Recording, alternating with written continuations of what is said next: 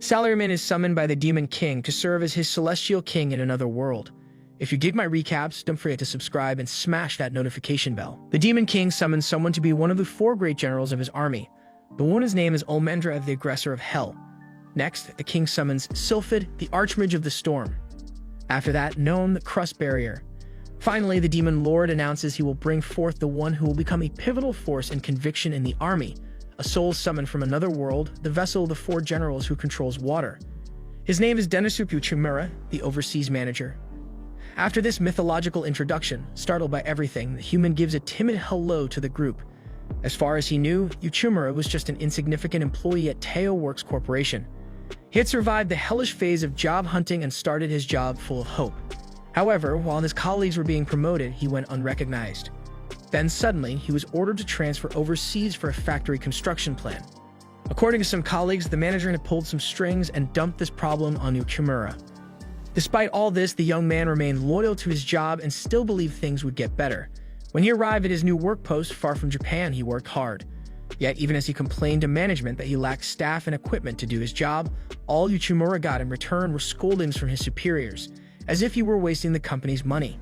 Over time, Denosuke endured until things slightly improved, but just as everything started working, he received news of another transfer. Sometime later at his new destination, the man wondered why he worked so hard. Amid these reflections, poor Uchimura is also hit by a motorcycle and loses his life. From there, we know where he ended up. Before him, the Demon King welcomes Denosuke Uchimura and explains that he personally summoned the human to become one of the 4 great generals, the overseas manager. After all, Uchimura was appointed to work abroad, learned the local language, educated the people of the region, and led the new business successfully. Because of this, the Demon King believes this man is ideal for his army. Hearing this, Uchimura is glad that the demon appreciated his work, but he feels that joining the Devil's army seems more like a step back in life than a promotion.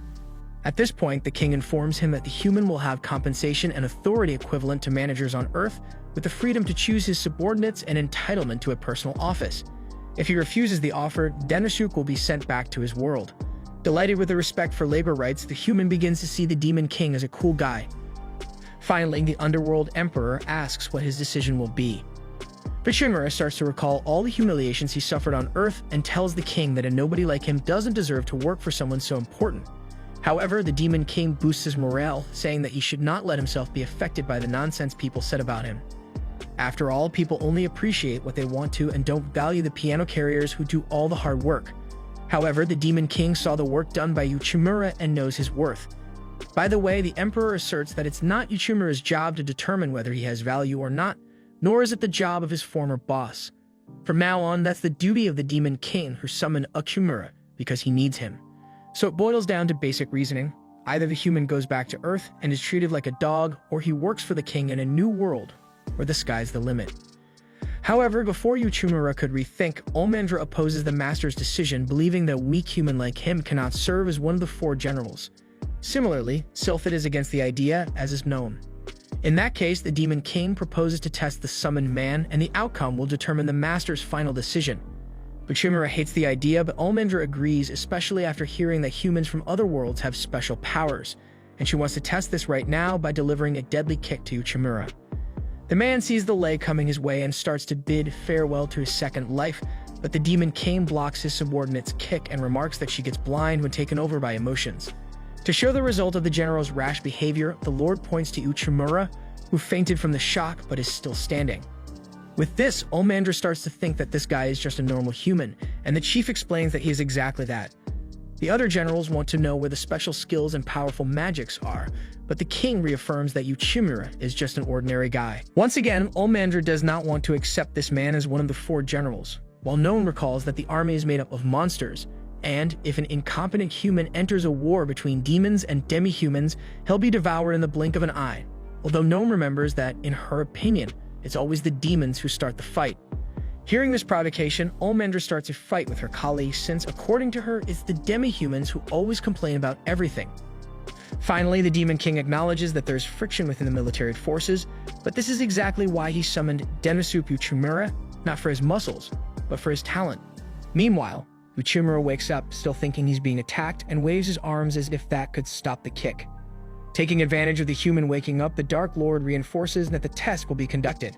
Regarding this test, the king explains that his army is trying to make a pact with the neighboring clans, namely the Salamander clan and the Werewolf clan. However, negotiations with the Minotaur clan are proving quite difficult, and this is where Uchimura comes in. His first mission is to conclude a pact with the Minotaurs, winning their trust with his negotiation skills to the point of inviting them to join the demon army. If he has any questions, Uchimura should ask his predecessor, Olmandra. After absorbing those words, Uchimura wandered the halls of that gloomy castle, unable to believe this was happening to him. Lacking patience for the man's drama, Olmandra told him to stop being a wimp. She made it clear that he wouldn't pass this test. On that point, Uchimura couldn't agree more. After all, he knew he was just a useless employee who couldn't use magic or special skills. Amidst these thoughts, he remembered the Demon King's words about not letting others sway him. Honestly, Uchimura had always wanted to work for a boss who truly needed him and recognized his worth, and the Dark Lord showed that he was that person, if he was a person at all.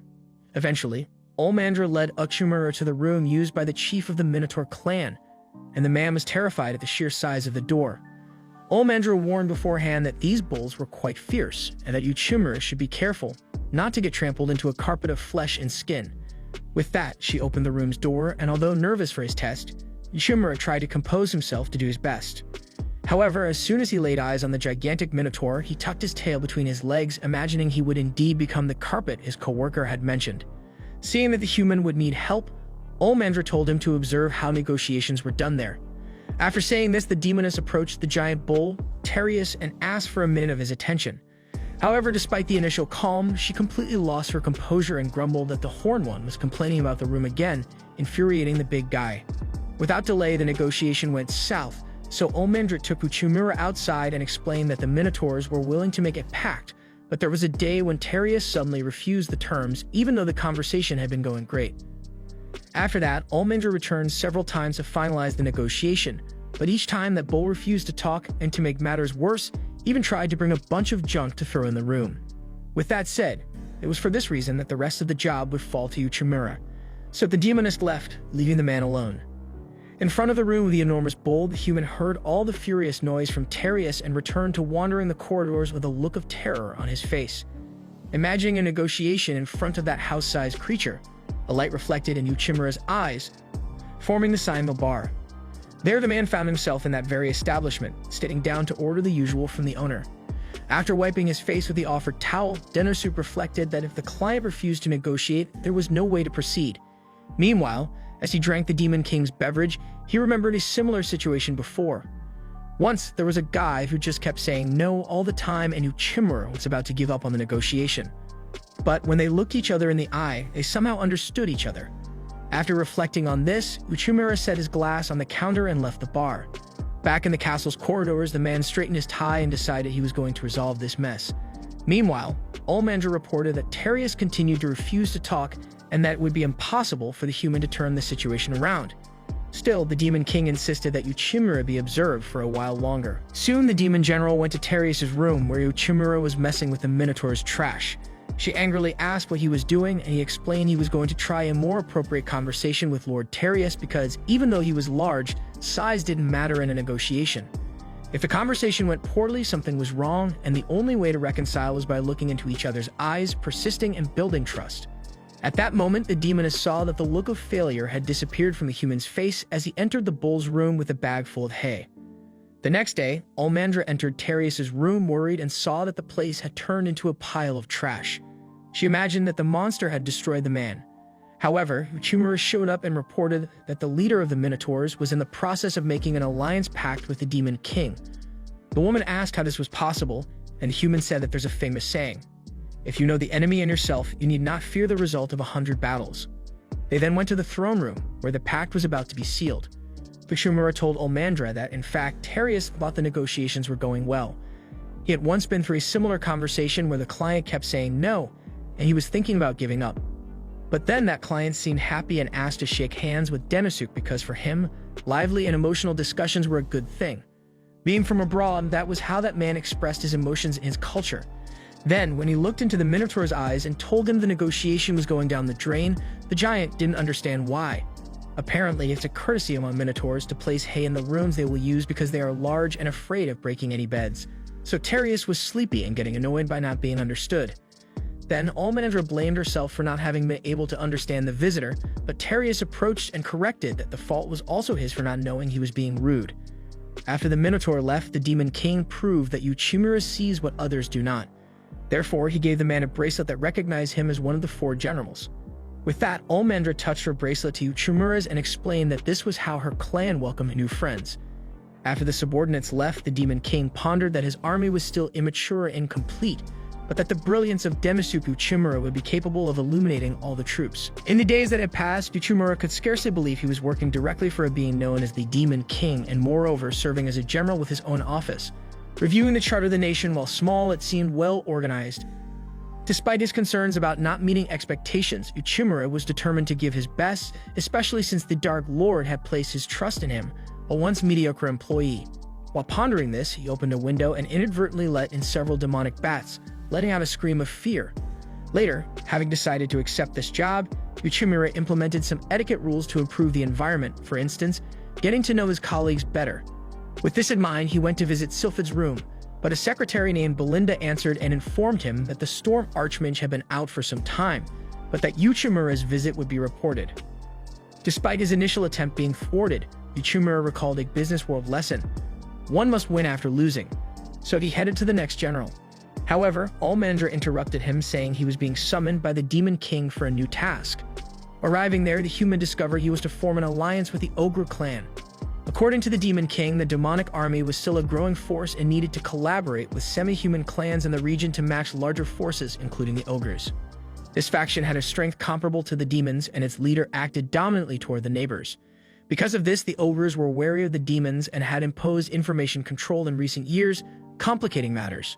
Ideally, an alliance would be great, but there was also a chance the ogres would be hostile, and everything could fall apart. According to the Demon King in Uchimura's world, this would be called negotiating an alliance with a competitor. Speaking of the human, the king believed that only he could accomplish this task. With that said, Almandra realized she had no choice but to guide the overseas manager on this journey, making it clear, albeit not entirely honestly, that she would be worried if it weren't for Uchimura's involvement. Later, she emphasized that the two would work together again as great generals. Speaking of which, the man wished he could talk to Gnome about this negotiation, as she led the semi-human forces and could provide valuable information about the ogres. As Almandra saw the semi-humans, she refused to accompany her colleague and argued that she would check the carriage. According to Uchimura, it was better for them to divide the tasks to advance things, though it seemed the demoness was merely jealous. Subsequently, Uchimura watched the semi-humans train and was impressed. After the leader interrupted the exercise, she informed the soldiers that their precision with the bow and spear had improved.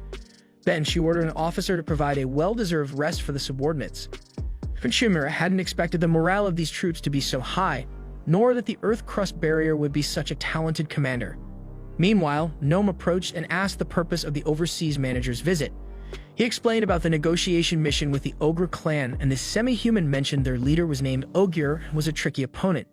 Known for his bravery and audacity, he was seen as a dictator by enemies.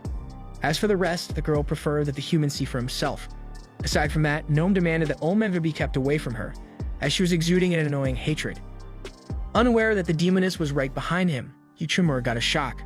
Meanwhile, the Hell Aggressor mentioned she was just concerned about her traveling companion and had come to call him since everything was ready for departure and he was taking his time. Out of patience, Gnome ordered Uchimura to leave with that thing, further irritating Almandra. As he listened to the argument between the two, Uchimura reflected on their troubled relationship. After the journey, the dew sent by the Demon King ended up waiting at the entrance to the Ogre's castle, to the point Almandra grew impatient and demanded quicker action. However, the guards made it clear they could only allow the visitors in with the chief's permission, even though they were two of the four greats. Reflecting on this, Uchimura mentioned that making the other wait was a common tactic to unsettle the opponent, so it was better for her to stay calm. Nonetheless, the demoness was in no mood to play it cool and wasn't afraid to radiate hatred, with her vast power surrounding her body, which frightened the ogres. However, a local representative arrived, apologized for the delay, and invited the visitors inside. Once inside, Uchimura carefully observed his surroundings and analyzed every detail to gather valuable clues for conducting the conversation. Yet Almandra asked him not to look around too much, as it could show weakness. After all, the ogres were extraordinary beings, their strength comparable to the Demon Lord's army. But Uchimura knew the biggest problem. Indeed, the man knew. According to Gnome, Ogier, the ogre chief, was a complicated individual. Finally, the guide led the foreigners to a massive gate. As the door opened, the human let a drop of sweat fall as the anxiety of not knowing exactly what he was dealing with was overwhelming. Then they met the local clan leader. Olmandra began speaking about the purpose of their arrival, but Ogier ordered her to speak only when given permission. Knowing his colleague had a short fuse, Uchimura noticed she was making a great effort to control herself after that rebuff. Eventually, Ogier asked if the demons had come to surrender to the ogres. If so, the only condition was that the head of the demon lord be brought. Hearing this challenge, the hell aggressor almost lost her cool, but Uchimura held her wrist and asked for time to consider the proposal. Afterward, he withdrew with his companion. Far from Ogier, the girl exploded to vent the anger she felt. However, Uchimura explained that the ogre's intention was to irritate both of them and end the negotiations without causing unnecessary conflicts. By aggravating Olmandra, Ogier aimed to pin the blame on the negotiators if the talks didn't go well. Although upset by the insult, Uchimura knew he could not always express his anger, as it would disadvantage the Demon King in the negotiations. Ogier would use the demonic negotiators' poor behavior to ally with other nations and attack the demon army. Considering there wasn't even proper space to talk, the human decided to retreat for the time being. Either way, neither Uchimura nor Olmandra knew exactly how to proceed from now on. At that moment, the earlier guide introduces herself as Olulu, Ogier's daughter. Despite Olmandra's suspicion, Olulu wishes for the visitors to dethrone her father. Having said that, she leads them to the castle's food storage, which was empty. According to her, the ogres used to wield great influence over neighboring clans, but now they are facing severe financial issues. But Uchimura confesses he had suspected as much as he noticed upon arrival that the soldiers' equipment was in poor condition and the entire castle was dim and lifeless. It is a common sight in companies on the brink of bankruptcy. When one person decides the course of everything, decisions may be made quickly, but this isn't always the best option for financial health. Olulu says that's what's happening here, and the only way to rebuild the ogre clan is with help from the demon army, but her father won't listen. Besides, she reveals with tears in her eyes that he is ill and the control of information is due to this. However, if Ogier dies suddenly, the problem will be even greater. Uchimura understands the girl's concern but says it's very reckless to reveal internal matters of her clan so freely. About this, the ogress claims she trusts her ability to judge others' character, and the way she spoke made Olmandra feel jealous again. With that, Olulu asks the human to marry her and become the new clan chief, as it's the only way to change the clan's course. Unable to show his anger, Olmandra asks for some time for them to think. Subsequently, Uchimura takes some time alone to reflect on all these matters. At that moment, his eye once again emits the sign from the same bar as before, and that's where he appears immediately after. By his side, Olmandra was saying that the lion is the strongest wild animal, and the master insists it's the gorillas. Either way, Olmandra believes a group of lions symbolizes pride. Upon hearing her talk about group and pride, Uchimura comes to a conclusion. Thus, the man returns to the real world, straightens his tie, and promises to resolve the case. The next morning, he meets with his travel partner to report that he has made progress in the negotiations.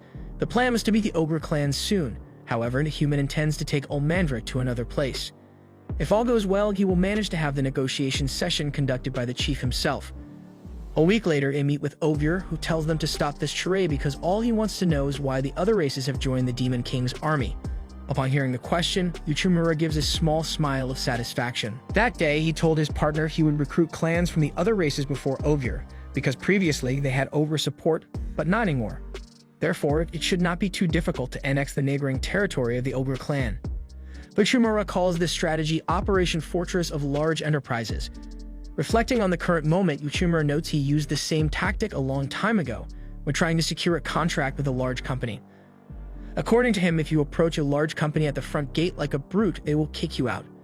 That's why Uchimura approached small and medium-sized companies first and offered his products to them. After that, the big companies started buying because they couldn't allow the smaller ones to have innovative products alone. In other words, if the semi-humans around joined the demons, the ogre chief could never ignore them. Keeping this in mind, the human argues that the neighbors were having trouble with expenses, and that a union with the Demon King ensures a minimum standard of living. Ogier gets even more irritated and declares himself the lord of these lands, and that's exactly what Uchimura wants, to see the leader of the ogres lose his reason, because he who loses control loses the negotiation. To escalate the intensity, the man reveals that Olulu was a protagonist in the negotiations with the neighbors. Soon after, the ogress argues that the only way out of the hole was with the help of the demon army. Crying, she says she has always admired her father's strength, but the warrior known as Ogier the Invincible is now old and sick. At that time, Uchimura proposes an alliance, not an annexation. That is, an equal partnership for both sides. The foreign manager knows it's the same thing as the Demon King guarantees autonomy to the annexed territories, but the way of speaking makes all the difference when dealing with a proud leader like Ogre. Thus, the leader of the ogres asks for time to think. Then the negotiators leave, and watching his daughter depart, the ogre smiles and agrees alone that times have changed. A few days later, Olmandra informs that Ogre has reached out to make a deal. However, Uchimura was focused on something else, as the Demon King had told him to appoint a subordinate, but the young man has no idea whom to choose since it cannot be Olmandra herself. The demoness is pleased to hear this, while Ululu arrives as her clan's representative to formalize the alliance with the Demon King. After Uchimura's departure, Ogre began to pass management tasks to the most competent members of the clan, and since then, everything has improved. For that reason, Ululu would do anything for the human as a thank you. Soon after, Uchimura invites the ogress to work with him. Following this, he analyzes that the demon army has grown considerably, but that every great return comes with a great risk. The following day, Uchimura was deeply engrossed in his work, devising ways to enhance efficiency on certain military matters. Suddenly, Olmandra entered his office to announce that the negotiations with the Bear tribe had been a success. Now, it was up to the foreign manager to organize the terms for each side to finalize the agreement. Reflecting on this, Uchimura recalled endless meetings where those terms never seemed to clarify, but it appeared those days had changed. Olmandra had also heard that Uchimura's efforts to facilitate an alliance between the demonic army and the ogres would be rewarded in a ceremony, the details of which she would provide after lunch. Surprised by this news, Uchimura mused that he had never received as much as a ham sandwich above his salary at his old job. Speaking of the perks of his new role, lunch was delivered to his office by none other than the Hell Aggressor herself. However, the gym porridge served was quite bland, according to Uchimura. Olmandra admitted she had diluted the porridge with water to make it stretch further, leaving him quite frustrated. He reflected that Jim, a type of grain grown on the farmlands around the city, and thanks to Olulu, who was well-versed in royal studies and diplomacy, Uchimura was learning about this new world. Ultimately, the military ration from the demonic army was just a poor Jim porridge, something he understood, but truthfully, he missed having meat. Sensing his friend's frustration, even though he hadn't voiced it, Olmandra assured him she understood his plight and invited him to go hunting. More precisely, when they reached the forest, the general informed that the army had received a mission to exterminate magical beasts in the area. Among the demi-humans living there, 5 orcs had been entirely devoured. Uchimura panicked, while the demon explained that the strong feed on the weak. That was the law of nature. Normally, orcs would find a way to defeat these magical beasts on their own, but this time, the enemy was too strong. Considering the gym porridge needed to be diluted to stretch, Uchimura imagined the orcs were not fully healthy and well-fed, especially with this magical beast disaster. Undoubtedly, this world was as problematic as the humans' original one. Interrupting his thoughts, Olmandra shouted that she had found an edible mushroom that the orcs had been collecting when attacked. This mushroom was considered a very precious ingredient in the region. Seizing the moment, Olmandra planned to wait for a magical boar to appear on its own. It wasn't long before the giant beast emerged with its red eyes and sharp tusks. Olmandra ordered Uchimura to slowly back away while she handled the problem. Then, with a devastating spinning kick, she struck the animal's head squarely. Uchimura considered that boars lacked a concept of three-dimensional space. They could only perceive what was directly ahead, behind, or beside them. With an overhead attack, Olmandra left the creature without a response. However, the boar recovered from the blow and flung several rocks with its tusks at the enemy, who dodged the projectiles with her vast agility and landed a punch on its ribcage.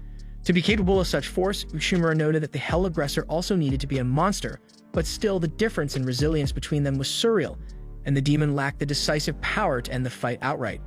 After all, wild beasts like boars use their tusks and claws to threaten their prey, but humanoids like Uchimura and Olmandra were fragile animals with very low killing ability. That's why humans had always needed external weapons like swords, shields, grenades, and rifles as a way to compensate for their lack of natural strength.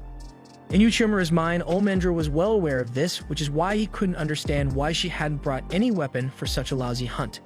Meanwhile, the Hell Aggressor realized she couldn't defeat the boar this way, so she would have to reveal some of her true skills. As the body takes time to recover from such techniques, the demon always avoided using them, but there was no other way in this fight. As the boar charged at the enemy, she considered that if she opened the abdomen and damaged the stomach, the boar would be inimitable, so she grabbed its tusk and exterminated the animal with a type of reddish energy. Terrified, Uchimura wondered if this was the magic of a demon, while Ulmandra invited him to eat a boar, though the poor guy had lost his appetite after witnessing the disturbing scene. Later, the general of the demonic army received thanks from the local demi-humans, while Uchimura realized that these people were just like the boar and felt even more disturbed. A resident handed Ulmandra the boar's leg to cook and start the feast, and Uchimura regained his happiness knowing he would finally have meat in his belly. Thus, the general grilled the beast with her fire, but as she was preparing the second thigh, she simply carbonized the piece with fur and all. Uchimura complained that this wasn't much to his taste, but the woman insisted he eat it. When the human reluctantly bit into it, the bitterness of the meat juice spread across his tongue like gasoline, and he complained to his colleague for forcing him to eat such crap. In response, Ulmandra retorted that this guy complained about every meal he received, so Uchimura realized that the cultural difference between humans and demons might lead him to deep indigestion. To reverse the situation, he asked a resident if everyone could use the stove, but the demi-human regretted to inform that salt was running out, which could ruin the feast. Thus, Uchimura rolled up his sleeves and requested just a bit of salt and edible mushrooms to solve the issue. Sometime later, he served the village grilled wild boar on a skewer and wild boar mushroom soup. When Ulmandra tasted it, she was absolutely enchanted by the incredible flavor. Meanwhile, as the villagers enjoyed the meal, Uchimura reflected that pigs tend to smell gamey, so after the scent faded, he soaked the meat in water to draw out the blood. Since pork is rich in fat, it's important to keep the meat far enough from the fire to not burn it, but melt away the excess fat.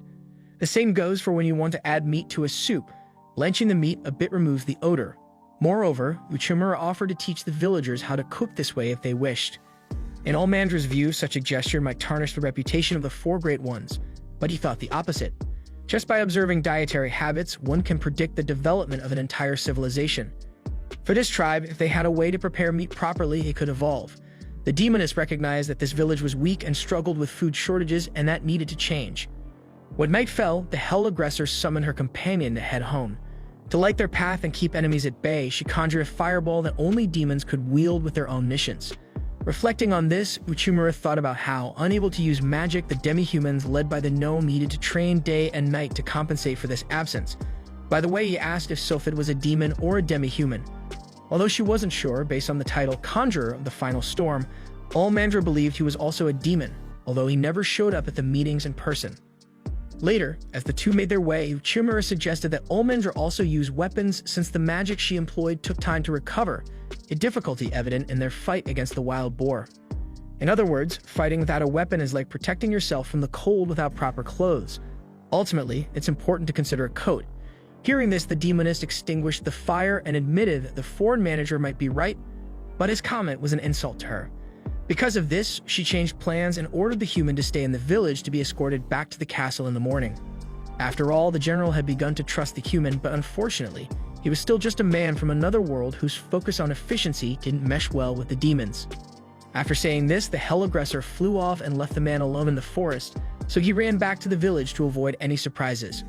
The next day, after Uchimura reintroduced himself to the leader, the Demon King praised the work of his human general, but noted that he had returned only now, while Ulmandra had arrived the previous night. Then in tears, the man cried out that he did not deserve to be one of the four great ones. Faced with the situation, the king ordered the man to resolve his issue with the demoness, and that this was not just a personal discussion between the two, but also a way for Uchimura to better understand the world he was part of. After the meeting, Uchimura tried to understand why Ulmandra had been so upset. Considering that the two most prominent races in this kingdom were demons and demi-humans, his initial impression was that demons were more intellectual, while demi-humans like orcs were more savage. However, taking Ulmandra as an example, the human reflected that she demonstrated just the opposite due to her habits and way of dressing. According to Uchimura, the way a people dress reflects their era, culture, religion, and way of thinking. In the case of demons, they rely heavily on magic to define themselves as individuals, while other races are not capable of doing the same. With this in mind, Uchimura concluded that he needed to discard his prejudices to thoroughly study how this society functions. For this, he picked up a book that said, for demons, having a sculptural body is a matter of honor to evolve their spell-casting ability. The more the body is trained, the stronger the magic becomes, and that's why demons dress in clothes that expose their bodies more, as a way to display their honor and magical power. In summary, Uchimura had made that comparison to Ulmandra about wearing proper clothes for the cold, which might sound offensive in her culture. Speaking of her, the demoness went straight to cry her woes to Olulu, saying that Uchimura hated her body. Then the ogress explained to the demoness the cultural difference between them and the human, as he did not see body exposure as something positive. In fact, he might think that demons are perverts for it. Seeing that the demoness was literally burying her head in the ground because of this and wanted to know what to do, Olulu recalled her first day as a subordinate to Chimura. He had said that she should feel free to discuss anything she wanted with him openly, as together they could find a solution to everything. Meanwhile, Uchimura was at his favorite bar, but this time other humans were present, all dressed in office uniforms like him. The guy was enjoying his steak and grilled meat with pepper, until the bar owner smiled and commented that this food was the specialty of the house. As this was the first time he had seen this man smiling, Uchimura had an idea. Thus, the two met hastily after understanding what they had to do. First, the human admitted that he found the demoness's body extremely sexy, and she responded that she wasn't perverted and just wanted to hear him praising her body. After realizing what they had just said, they were embarrassed. Then Uchimura bowed to apologize. Similarly, Olmandra also bowed to apologize for having imposed her ideas in the conversation and leaving the man alone in the forest on impulse. Honestly, Uchimura confessed that he felt his life was in grave danger at that moment. However, he stressed that the important thing was that they sought to learn more about each other to reach a solution, and because of this, he believed that the two could be great companions. Olmandra didn't quite understand if the guy meant something with ulterior motives, but she ended up confirming. With that, Uchimura was relieved to be able to work more peacefully, without a messed up environment in the castle. After that, the Demon King gathered his subjects and allies to announce that following the alliance with the ogres and the integration of the 7 tribes, the demonic army had grown even stronger. For this reason, the leader wanted to congratulate Denosuke Uchimura for his incredible performance in such a short period. To reward his merits, the Dark Lord gave a magical stone to the general. However, although grateful, Uchimura claimed he couldn't have achieved any of this without the help of Olmandra, so he offered the stone to the demoness and sought her favor. Watching the scene, Olulu reflected that giving someone of the opposite sex such an item is considered a marriage proposal in demonic culture. Meanwhile, an unknown demoness spied on the scene from afar and concluded that a loser like Uchimura had gained recognition. However, despite all the celebration and recognition the human had achieved, when he returned after a few days to meet with his boss, he kneeled down and begged for a second chance before anything else was said, thinking he had messed up in some forgotten way. On the other hand, the Demon King responded that Uchimura's problem was that he didn't acknowledge his accomplishments and had the self-esteem of a gothic e-girl suffering from paternal absence. Changing the subject, he asked the Foreign Affairs manager what he thought about the relationship between demons and demi-humans. In his view, the difference between the two races was what mattered most. After all, with the ability to use magic, demons held numerous advantages in society, which marginalized the demi-humans. With this, the Dark Lord fully agreed. The issue was that only a few races were capable of wielding sorcery, and that's where Uchimura came in. The general needed to find a way for everyone to have this capability, as it would decrease social inequality.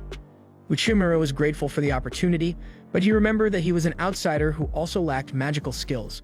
However, that was exactly why the Demon King had given him the magic stone a few days ago, a rough, unpolished gem that the human must figure out how to use with the help of a specialist in magical research, Sylphid, the Storm Archmage. Anyway, before anything else, his boss warned him in advance that Sylphid could be a real pain. After the meeting, Uchimura left the throne room, and Olmandra appeared snooping around. Discovering that he had been given an exclusive mission by the boss, the demoness imagined that the human's work was going exceptionally well. Later, Uchimura studied how the incredible power of this item could be utilized in various ways. At that moment, Olulu brought the general some tea because he seemed exhausted from the extra work he had been doing in recent days. She thought he should head home a bit earlier today just to avoid a free burnout.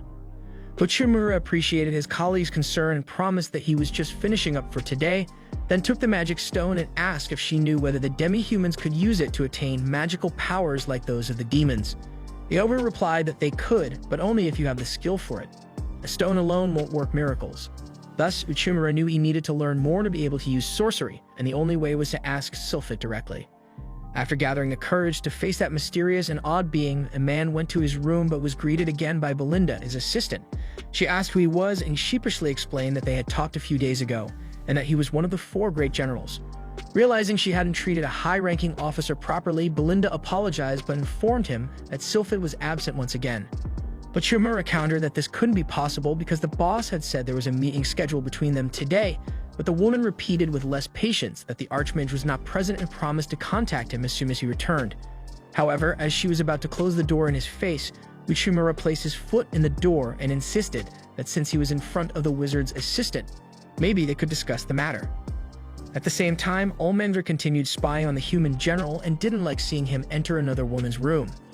Inside, Belinda asked the man to be brief as she had other things to do. Going straight to the point, Uchimura asked if, in fact, Belinda was Sylphid, and he had 3 arguments to support his hypothesis. First, she wore glasses, and knowing that demons exalt physical strength, they usually don't wear such things, so he thought they were fake glasses just for style. Second, there was no Belinda on the demon army's list. Third, the boss had warned that Sylphid would pretend to be someone else to avoid work. Backed into a corner, Belinda confessed she was one of the 4 generals. Then Uchimura asked why he was hiding his real identity and dressing like a shoe. Sylphid explained that the reason was obvious. When he's in his general form, everyone has some task for him. Moreover, the mage refused to cooperate with the human and didn't care that these were orders from the boss, especially since he had already dealt with that damned magic stone and didn't want to do it again. However, since Uchimura had managed to reveal his identity, Sylphid would throw him a bone and demonstrate what he was saying, since the human was utterly lost. With that, the Archmage placed on the table a device whose base was made of a black mineral that allowed easy passage of magical power through it. The yellow stones were magical and allowed the use of various spells, and this device had been created by Sylphid himself after years of research. Uchimura was eager to start mass production of this item, but the mage warned that each piece cost 10 million G because so many magic stones don't grow on trees, so good luck getting the budget for that. With that, Sylphid recommended the easiest way to solve this problem: give up. Since that wasn't an option, Uchimura thought of a way to turn the tables on this tricky guy. He analyzed that it would reduce the cost if, instead of building a device full of magic stones, they used just one, even if it only produced one spell instead of several. But Uchimura had seen a lot of this in the world where he came from. Instead of adding features, the company intentionally reduces them, creating a new product. Sylphid acknowledged that this would make the item cheaper, and that no one had ever thought of that before, while Uchimura handed his magic stone to the mage and asked him to make a test product. Motivated by the challenge, the Storm Archmage snapped his fingers to reveal a secret door in his room and announced he would stay up all night to produce the device, and Uchimura would be his personal assistant in this endeavor. With that, he dragged Uchimura into the workshop. Outside, Olmendra, who clearly has nothing better to do, can no longer bear waiting for the young man to come out and starts pounding on Sylphid's door to get someone to open it. The next morning, Uchimura was a bit less human after staying up all night, while Sylphid was puffing up with pride for having brought such a complex idea to life in such a short time. Soon he names the new device Rosmarin, a magical stone capable of casting a single spell but now producible on a large scale due to cost reduction. Despite having stayed up all night working on this, the mage wants to test the new toy on Uchimura right away. Absolutely shattered, the man pleads for a moment to gather his thoughts, and the mage gives him exactly 1 hour. With that, the poor guy heads to the door to grab a bite and take a nap, until Olmendra forces her way into the room with a spell and asks him why he spent the night there. However, the plan backfires. Weakened by the intense night of work, Uchimura is thrown to the ground like a discarded rag doll and nearly becomes a t-shirt print on the spot. The demon shakes the dazed man awake while he begs for it to stop before he's completely dismantled. At that moment, Sylphid appears in his Archmage attire and with a commanding male voice, orders Olmendra to take the chaos outside. The demoness asks where that woman went, and the mage replies that he has no idea, as it's just him and Uchimura there. Amidst the confusion, Lilim and Olulu rush in to call Olmendra and Uchimura as a flock of Aceto birds are attacking some villages. Known for their immense fury, these birds are so large they cannot fly, and the Demon King has ordered them dealt with. Olmendra is tasked with saving 3 villages and is dragged outside, while Sylphid sees this as the perfect opportunity to test his creation. For this, the mage takes his colleague to a huge field to have space for the test. Some locals appear out of nowhere, so Uchimura asks them to back off a bit. Sylphid hands the human a stone and asks him to send out a fireball. Despite being terrified, the man follows the mage's commands and imagines the stone as part of him, with his blood flowing through the device. Having done this, Uchimura manages to conjure a fireball and is astonished. At this point, the flock of Aceto appears on the field. Uchimura launches several fireballs to hold off the birds, but the device stops working when an animal attacks him up close. Sylphid fends off the approaching birds using magic, giving the external manager space to try his spell again, but it's not working for some reason. After eliminating the first wave of the Aceto, the Storm Archmage concludes that the stone didn't withstand the battle's intensity and deems the experiment a failure. At night, the generals share a soup made from Aceto with the village residents, and Uchimura comments to Sylphid that these demi-humans seem quite fragile. At this, the mage removes her helmet and reveals her feminine face again, noting that although these people are weak and live in poverty, they always show happiness and kindness in their hearts. This reminds the mage of the day she decided to invent the original magical device. Originally born into a family of merchant elves, things went awry and she left home. After being found wandering by some demi-humans, Sylphid was welcomed into that village where no one could use magic and everyone fought against poverty. Hoping to help these people, the witch began working on the devices, but in doing so, she lost sight of the main reason for her research. Remembering this, she assures Uchimura that the role of a scientist is to advance society, so it's a matter of honor for them to make it work. By the way, the woman is certain that the Aseta will attack again soon, so finding a solution to the stone's breakdown is urgent. With this in mind, Uchimura reappears at his imaginary or not bar. This time, Almandra was eating cooked entrails and drinking merrily after hours. Witnessing the demoness's happiness, Uchimura reflects that the entrails are indeed delicious, although they used to be difficult to store and prepare. In the past, people would vomit directly from such food, but today, thanks to the high level of collagen, people can enjoy this meal as things that were once seen as useless have become indispensable after undergoing certain changes.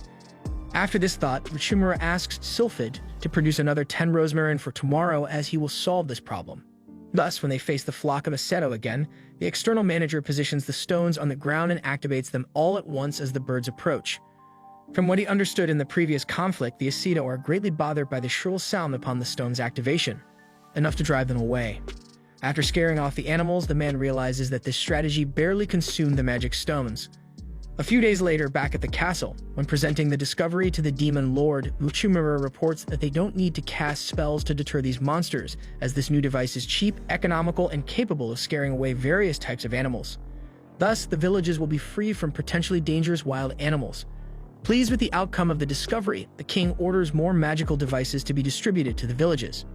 After the meeting, Uchimura thanks Sylphid for all of her help in researching and developing the discovery. On the other hand, it is the scientist who thinks she should thank him, as the human managed to restore a tremendous purpose to her work. Because of this, the mage rewards her comrade with a combat magic device loaded with fire, capable of up to 30 shots. Uchimura asks if Sylphid produced this during the development of Rosmarin, and she responds that she isn't called a genius for nothing. With the end of this meeting, Uchimura returns to the office eager to get to work, until Almandra bursts into the room violently, complaining that the guy didn't keep her updated at any point about what he was doing. Anyway, since he gave her the stone as a gift, surely he wasn't flirting with another woman in vain. The next day, back at Uchimura's imaginary bar, Almandra decides to bother a kid who's holding a cell phone. She mentions she's envious because the kid lives with his parents and can spend all day on the internet, to which the boy replies that she's annoying. At that moment, Uchimura notices the young boy isn't watching Minecraft videos on YouTube, but instead investing in stocks, and judging by the watch on his wrists, this kid is no amateur. Undeterred, Almandra tells the boy to take off his hood since they're inside the establishment.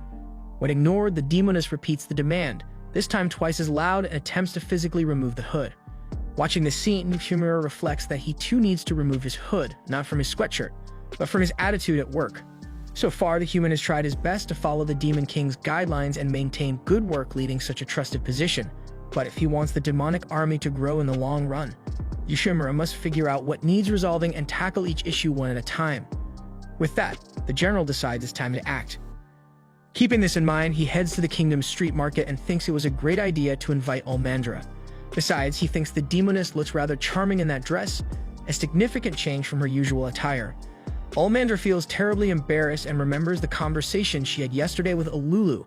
In it, she told the ogre that she was invited to the market with Uchimura tomorrow, but she has no idea how to act on a date, as such events are like duels where each combatant must wear the best armor possible.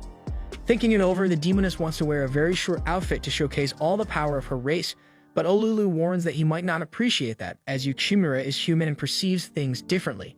In fact, Almandra should wear something more modest and use some accessories.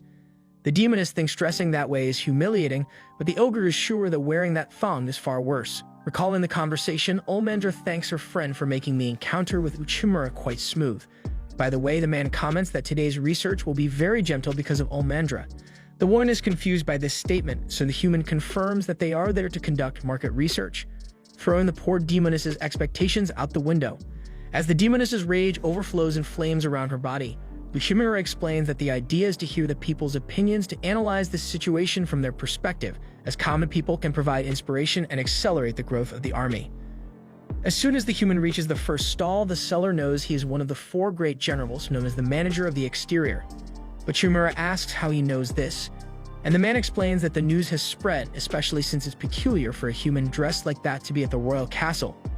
With this, Uchimura notes that local merchants keep up to date on all matters to avoid surprises in business. If he wants to gather information, the man must pay good attention to the network of contacts of the traders. Also, the vendor comments that he didn't expect 2 generals to be there, especially in such a nice atmosphere. Olmandra is offended and explains that this is just market research, but since there are 2 such important people at his stall, the merchant is willing to offer a fantastic promotion for a pair of gold cups he has. Without a second thought, Uchimura says he'll take them, but in exchange, he'd like a favor. Ignoring their conversation, Olmandra thinks Uchimura is buying this pair of cups to throw in the towel, regarding the research and admit once and for all that this was a date from the start. Then, Uchimura asks the woman to leave as he has already gathered good information and product samples, and now it's time to continue the work. As he walks among the people, Uchimura makes notes of what he finds interesting. During a brief stop at a coffee shop, he analyzes that the alliance between demons, ogres, and minotaurs has brought great advances in cultural and talent exchanges among these peoples. Olmandra adds that they've never had so many stores open around the kingdom before, but Uchimura points out that there are also downsides to this type of policy, like the food issue. As the population has grown rapidly, it becomes harder to secure enough food. For example, the price of Jimu has risen significantly, making life difficult for the people. In fact, these days, Olmandra went to a Jimu store and tried to force the owner to lower the prices, but it seemed he wasn't making any profit either. Uchimura thinks the wholesalers are to blame as they facilitate the sale of production goods through various channels and assume the role of intermediaries in the business. They probably bought the Jimu farms and monopolized this product. With the monopoly, they can sell at whatever price they want, and you can be sure they won't sell cheap. Hence, when Jimu reaches the market shelves, small merchants also need to raise their prices to make a profit. As such, Olmandra wants to have a healthy talk with these wholesalers, but Uchimura warns that this is just speculation at the moment because a group called the Guild is responsible for managing the wholesalers, and any overstep might represent a problem, as this issue affects the entire country. Moreover, there's still the social inequality between demons and demi-humans, and these problems must be resolved one by one. With that, Uchimura closes his notebook and announces the end of the market research for today. As there's still time left, he asks what Olmandra wants to do. Shyly, she imagines that now a real date begins until no one appears unexpectedly at their table, saying that today is Ruria Day. But Uchimura asks what that is, and the demi-human explains that it's a traditional celebration of her people that consists of gifting people who are important to you. But Uchimura asks if no one will gift the army, and she replies that she certainly won't gift this grumpy-faced demoness sitting at the table. At that moment, a couple of demi-humans beg for the leader's help to save their shop. Without delay, the generals are taken to the couple's food stand, where they explain that they have been selling a dish called chumozu for as long as they can remember. However, their business has been declining, and after a certain merchant appeared, they even considered giving up. This merchant, a major trader named Budagarian, had suggested that since the price of Jimu was rising, they could make a profit by selling chumozu at a more affordable price. Consequently, he placed a massive order with the couple. They joyfully worked through many nights to fulfill the deal, but when the delivery day came, Budagarian claimed he was unaware that chumozu couldn't be stored and had to be consumed the same day. As a result, the couple lost the order for nothing, resulting in a huge loss. Upon hearing this story, Nome comments that Uchimura is not only good at negotiations but also an excellent cook, so he might have some insights. Uchimura then tastes a chumozu from the couple's tray and declares his intention to save their shop. With that, Nome leaves the matter in the hands of the human general. First off, Uchimura wants to establish the goals that the merchants need to achieve currently. Since chumozu must be eaten on the day it's made, they need to sell 300 pieces, equivalent to what the shop would sell in 2 months. Uchimura tasted a chumozu and thought it tasted similar to Japanese mochi. Although tasty, it lacked distinctive features to make it highly appealing, but this could also be an advantage as mochi, with its mild flavor is often used to accompany a variety of different dishes. Now, to decide which dishes these might be, Uchimura needs to understand the clientele of the shop. The couple mentions that their main customers were older, but chumozu has become unpopular among this age group. Even the couple themselves are not fond of it. Following this, Uchimura asks the vendors to create a new chumozu recipe, while Olmandra is tasked with visiting some recently listed shops for assistance. Sometime after this meeting, Uchimura returns to the middle of the market with a drum to draw attention, loudly announcing that today is Ruya Day, featuring traditional target shooting at boars, beetle wrestling, and hit the mole, a game where players hammer plastic worms popping out of holes. Amid this, Almendra bets on a beetle that just kicked its opponent out of the ring, and she cheers for the victory. The demons around are puzzled by this Ruya Day, so Ikimura explains that the celebration originated from an ancient story about a beautiful girl who met a boy selling chimozu, and the two fell in love. However, the king at the time was so jealous of the woman's beauty that he forcibly separated them. Nevertheless, they continued to meet secretly on new moon nights. One such meeting occurred during a Ruya event, where they ate chimozu and wished to live together forever. Eventually, the gods granted their wish, blessing the couple with a 7-colored rainbow, and they were taken to the world of stars to live happily ever after. After sharing this story, Uchimura announces that tonight is also a new moon night, so everyone should give a chimozu to their loved one to make their wish come true. Seeing the public's positive response to this tale, Uchimura recalls that the best idea he had was to ask Gnome about Ruya Day. Combining this with his knowledge of festive events from his original world, such as Christmas, New Year's, and even Halloween, Uchimura devised a strategy to stimulate the desire to purchase among the people. With this in mind, he tells the shocked couple that it's time to show what they can do, so they present their colorful and attractive new chimozu recipe, which resembles a rainbow. As everyone begins to eat, Almendra notices that most of the buyers are young people, and Uchimura explains that the key to the operation was repositioning, as sometimes time leads to a decline in sales, so it's crucial to change the target audience to refresh the clientele. Indeed, due to the sales success, the human begins to dream too big about other stores and fantasizes about a network of chimozu shops funding the army's growth. After some time, the shop couple thanks Uchimura and Almendra for everything they've done for them. But Uchimura makes it a point to highlight that Gnome also helped a lot by promoting the shop during the event. Seeing that Almendra is annoyed that the man mentioned her arch-rival, he shares that, as she helped with sales today, many demi-humans have changed their perception of demons on this day. Subsequently, the couple gives them a collection of chimozu that forms a rainbow. Then, Uchimura invites the demoness to sit together, and he finally displays the pair of cups he bought earlier. Missile as always, Almendra thinks this is definitely the moment the man has been waiting for to propose to her once and for all. Although not feeling completely ready, the demoness decides to let life take its course and eagerly awaits the official proposal. However, as the man says nothing during this time, she awkwardly asks what he will wish for when eating the chimozu. Without hesitation, he replies that he wishes their next case will also be a success, prompting Almendra to lose her patience and scold the man as a workaholic. Upon returning to the castle, the foreign affairs manager reported to the supreme leader that he had learned a great deal from his market research, especially about a neighboring country known as the Land of Gold, which boasts an incredible gold reserve. He stressed the need for the demonic kingdom to target this land to establish a business network, as trading with wealthy nations would be crucial for the army's strategy. The king suggested that rosmarin, a valuable product from their nation, could be traded. Uchimura, however, felt that such war technology should remain a secret. The Lord countered that researchers of Sylphid's caliber were so rare that it was nearly impossible to replicate their discoveries. Even if the rosmarin were to be stolen, the thieves could never steal the talent of its creator. Moreover, although this nation is not the largest, it certainly matches others in terms of talent, and with men like Uchimura at his side, the Demon King was confident of their success. However, he warned that the human general must be very cautious, for the Land of Gold, known as the Kingdom of Fury, is not always a pleasant place. The next day, Uchimura reflects alone that he joined the demonic army just a few months ago, and the day has finally arrived, as today he will make his first business trip as a member of the Four Greats. Later, standing by the carriage, Olulu commits to making preparations for the visit, and Almendra asks if he doesn't want her escort, since the Fury King is known to be young and capable, but also quite unpredictable. Once it was said that he fed a merchant who sold him counterfeit goods to the crocodiles. Despite being terrified by this story, Uchimura decides he needs to go alone on this first trip and sticks to the initial plan. As the carriage departs, the demoness follows to act like a mother to the human, asking if he's brought his wallet, telling him to stop the carriage if he starts feeling sick, and advising him to refuse if beautiful maidens are offered in that strange kingdom. Hours later, he arrives at the famous Land of Gold, a visibly prosperous territory teeming with people. The main business of the demonic army has been exporting grains like jimu, but after recent alliances, the population has grown along with a need for more grains, necessitating imports from other places. So the plan now is to trade higher value products to obtain gold. And if there's one thing the Land of Gold has, it's exactly that. Given the future of the army depends on this, Denosuke Uchimura feels the weight of this responsibility on his shoulders. Thus, he meets with the much-discussed Fury King, a surprisingly young demon adorned with golden ornaments scattered across his body.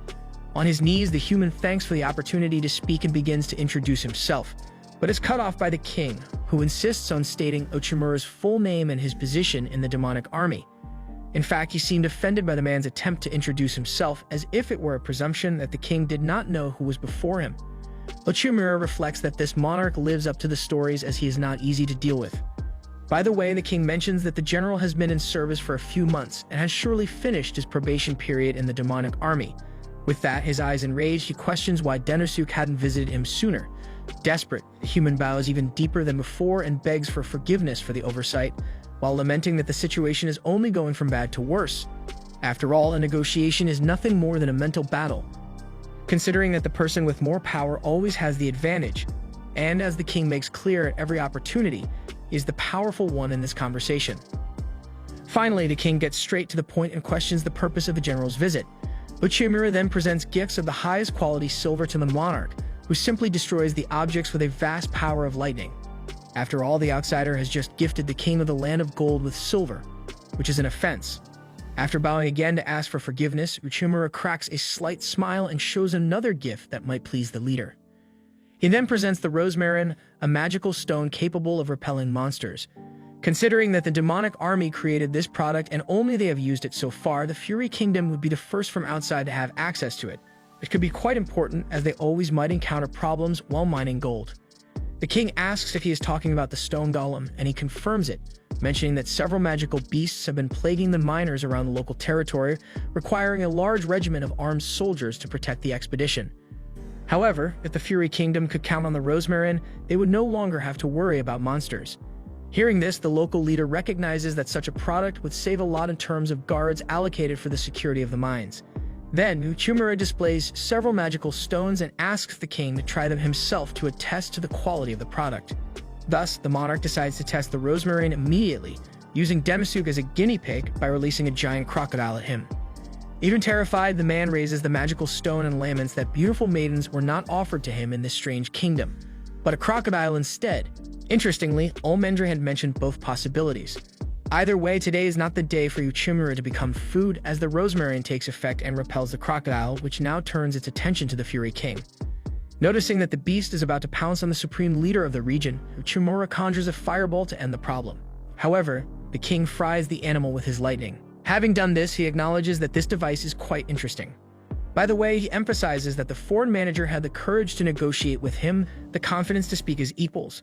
And what matters most is that Ochimura was loyal and bold enough to take drastic actions when the life of the Fury King was at risk. Because of this, you would like to buy the human's merchandise. With that, an unreal amount of gold is placed in front of the general. According to Ochimura, each bar of this is worth 7 million G. The king questions how many magical stones the merchant can produce, and Ochimura promises 200 Rosmarin within a month. The king orders that this amount be brought in just 1 week, and with a snap, shows that he's willing to be generous if a human does a good job. After all, 3 piles of gold bars are dumped in front of Ochimura, as the king declares that he wants all the stones from the demonic army. After the negotiation, it's time for the overseas manager to persuade Sylphid to go the extra mile to meet the demand, but the scientist is pulling her hair out in frustration over the fact that the human thought this was possible, especially since the production process for Rosmarin is still very new and not fully developed to create so many stones at once. Consequently, the Archmage questions what Ochimura intends to do, as pushing this effort could cause the disintegration of the demon army itself with a huge loss. Ochimura then considers that they prioritize distributing resources to the zones most devastated by magical beasts, and that virtually all affected areas in the country have been recovered. This means that the production volume has stabilized, so it is feasible to combine efforts to focus on Rosmarin production. With no way out, Sylphid reluctantly agrees and commits to doing her best. However, suddenly a servant of the King of Fury arrives at the workshop and says her leader liked the magic stones so much that he ordered another 100 of them for this week. Later, while trying to relax in his office, Ochimura receives tea from Olulu, who praises the general for securing an order of 300 Rosmarin so quickly. By the way, she wants to know how much one of these magic stones is worth, and the general informs her that it costs 500,000 G, so 300 stones are worth 150 million. Impressed, the ogre wonders how the human managed such a favorable deal, and he explains that he used a psychological method called the anchoring effect. People tend to rely on the initial information when judging certain situations, and as magical devices are an underexplored product, the market value is arbitrary, meaning the seller sets the price they think it's worth, and if someone buys it, good for them. It turns out Uchimura purposefully gifted the king with silver items to provoke his fury. Someone in the king's position knows very well that those items were quite expensive, and by destroying them on the spot, it means that if Uchimura offered something afterward, it necessarily had to be a product of immeasurable value, sending a signal to the monarch's mind that the rosmarin really is a true find. Olulu is delighted with the strategy devised by the man and assures him that he will be able to fulfill the stone order. At that moment, the servant of the King of Fury opens the office door to report that another 100 rosmarin have been ordered, and Uchimura can already imagine Sylphid's anger when she finds out where this is heading. Indeed, when he discusses this with the scientist, she crosses her arms in a posture of dissatisfaction, but, instead of grumbling, orders that new workers be brought in to increase production. Sometime after intense work, the first batch of 200 stones has just been successfully sent, and the workers are even more motivated when they see that their effort is producing tangible results. Another period after that, another batch of 200 stones has just been produced for the land of gold, so Uchimura takes a minute to think about the process in his office. According to him, when the magical power of the rosmarin runs out, it will have to be replaced, meaning this is a product of permanent demand as the King of Fury would buy more batches. With this in mind, the general gives a diabolical smile and says to himself that everything is going according to his plan. In the midst of this, the man is mentally transported to the bar that exists in the world of his imagination. Inside, he celebrates his work success with various foods and drinks, and his joy is so great that he wants the bar owner to join him in this celebration. Politely, the boss gets excited for a Scotch whiskey on the rocks, but just as Uchimura is about to take a sip after toasting, his glass cracks for no reason, and the man is thrown back into the real world. There, Olulu is desperate, announcing that a big problem has just occurred. The entire rosmarin order has been cancelled. Immediately, Uchimura rushes to understand what happened by meeting with the servant of the King of Fury. She regrets what happened and explains that she found a merchant selling the same product for half the price. Later, Olulu has to deal with the craftsmen who had already ordered a mountain of raw materials to produce the next batch, but are now left hanging with this sudden cancellation. Meanwhile, in a part of the castle, a group of demi-humans is puzzled by the fact that the bows and arrows have not yet arrived. One of them analyzes that there was a problem with the transaction and that there is not enough money for now, meaning the people will have to make do with training with the old weapons. Outraged, the others want to know what kind of problem the novice general caused this time, imagining that the demons are spending all the army's money on the production of rosmarin, while those paying the price are the demi-humans, seeing their budget cut even further. However, Gnome asks his comrades to look at the situation more calmly this time, as apparently the business is bad for everyone in the castle, according to the rumors that have been spreading through the city. Among the people, folks discuss what's happening in the kingdom. The usual way to get gold is no longer working, and some of them are having to negotiate with Gimu, which greatly affects trade with other countries. Seeing the paperwork of the cancelled order in front of him, Uchimura wonders what he did wrong, and the feeling of guilt carries him to old memories of being humiliated by his co-workers. This feeling makes the man take action. Then he reports to the Demon Lord and takes responsibility for everything having gone wrong. However, the Lord teaches him that one person cannot do everything alone, that we are all prone to make mistakes at any time, and that this in itself is not the most important thing, but rather what you are willing to do to correct your mistake. Relieved and convinced to redeem himself, Uchimura leaves the meeting promising to apologize to military leaders. By coincidence, he runs into Gnome, but when he offers his apologies, the demi-human seems unconcerned and turns her back on the human, telling him to let it go. Then he goes to Sylphid to do the same. But the scientist took advantage of the canceled requests to go back to her reading. Honestly, she's not interested in any trouble at the moment and would rather focus on her reading, so Uchimura shouldn't worry.